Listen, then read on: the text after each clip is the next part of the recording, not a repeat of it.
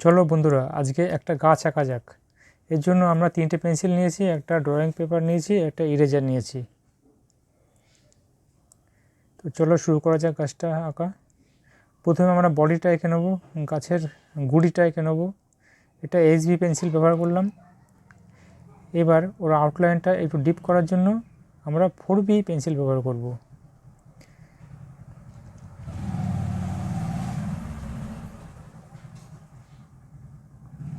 গাছের গোড়ায় যে শিকড় আছে শিকড়গুলো এঁকে নিচ্ছি। দেখো, 4B পেন্সিল ব্যবহার করে আউটলাইনগুলো একটু গাঢ় করে দিচ্ছি, সেই জন্য দেখতে একটু ভালো লাগছে, একটু ডিপ লাগছে।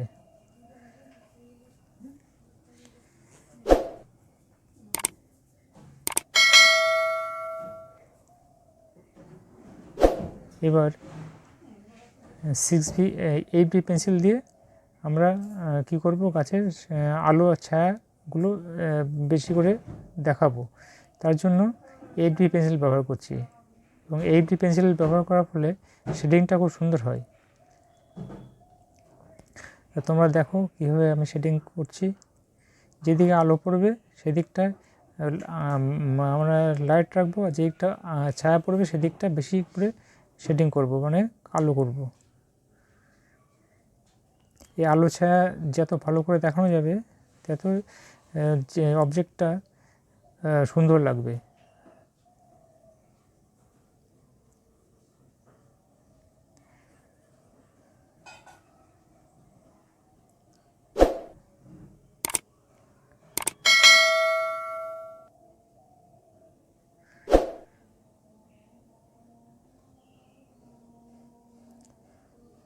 এবার গাছের শাখা প্রশাখাগুলো এঁকে নিচ্ছি।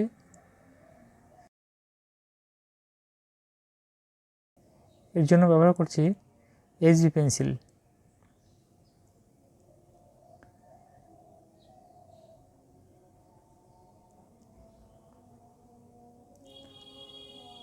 HB পেন্সিল দিয়ে আগে কেন এঁকে নিচ্ছি, কারণ যদি কোনো ভুল হয়ে যায় সেটা ইরেজার দিয়ে মুছে নিয়ে আবার এঁকে নেওয়া যায়, এবং তারপরে আবার ডিপ করে ফাইনাল টাচ দেওয়ার জন্য তখন 4B পেন্সিল ব্যবহার করে ডিপ করে নিতে পারবো।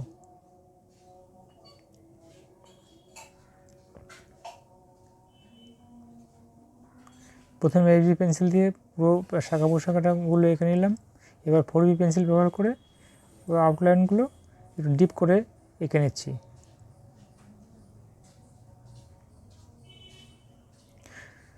তোমরা চেষ্টা করলে পারবে এরকমভাবে।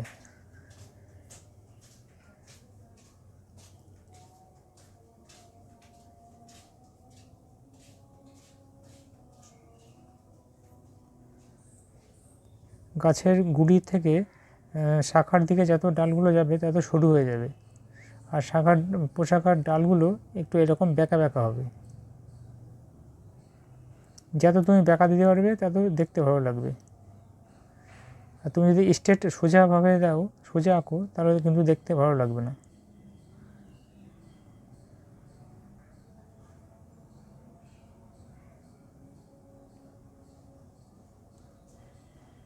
ব্যাস, শাখা পোশাকা আঁকা কমপ্লিট হয়ে গেল। এবার 8B পেন্সিল দিয়ে আমরা এই শাখা পোশাকাগুলো শেডিং দিয়ে নেব। তো দেখো, দেখতে থাকো, শেডিং দিচ্ছি আমি।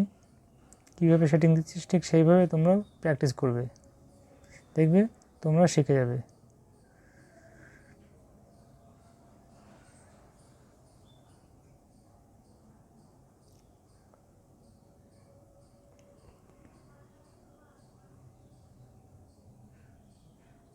এবার আমরা পাতাগুলো এঁকে নিচ্ছি।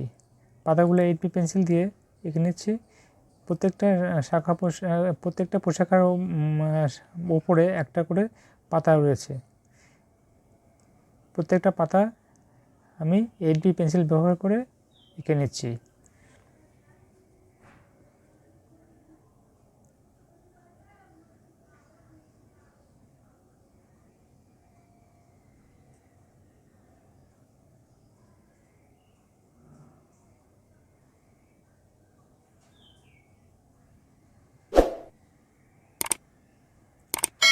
কেমন লাগছে গাছ আঁকা? যদি ভালো লেগে থাকে তাহলে বন্ধুদেরকে শেয়ার করো এবং লাইক দিও এবং চ্যানেলটিকে সাবস্ক্রিপশন করে রেখো নতুন ভিডিও পাওয়ার জন্য।